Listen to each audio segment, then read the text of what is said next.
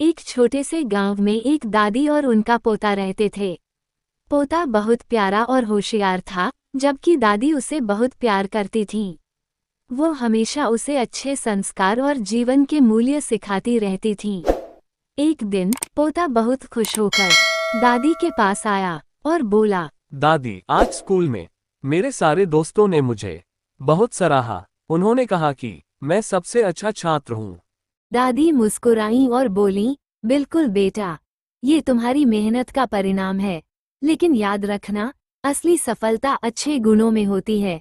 अगर तुम अपनी मेहनत और ईमानदारी से काम करोगे तो तुम्हारी हर सफलता दोगुना सुखद होगी। पोता कुछ सोचते हुए बोला, लेकिन दादी, क्या कभी ऐसा होता है कि कोई अपनी मेहनत से सब कुछ पा लेता है?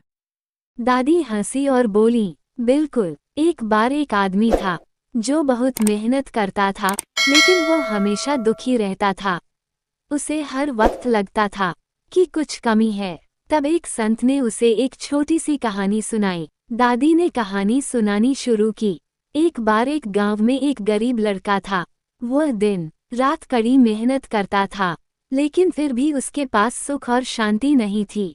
एक दिन संत ने उससे पूछा, तुम मेहनत करते हो, लेकिन क्या तुम कभी खुश रहते हो? लड़के ने कहा, नहीं, मैं खुश नहीं हूँ। संत ने फिर उससे कहा, तुम्हें चाहिए कि तुम पहले अपनी सोच बदलो। अगर तुम्हारे पास सब कुछ हो, लेकिन अगर तुम खुश नहीं हो तो वह सब बेकार है। सच्चा सुख तो अंदर से आता है। जो खुश रहते हैं वही असल में सफल होते हैं। पोता ये सुनकर चुप हो गया। वह समझ गया कि मेहनत और खुशी दोनों साथ साथ चलनी चाहिए। दादी ने उसे गले लगाते हुए कहा, याद रखो बेटा, खुशी सबसे बड़ी दौलत है।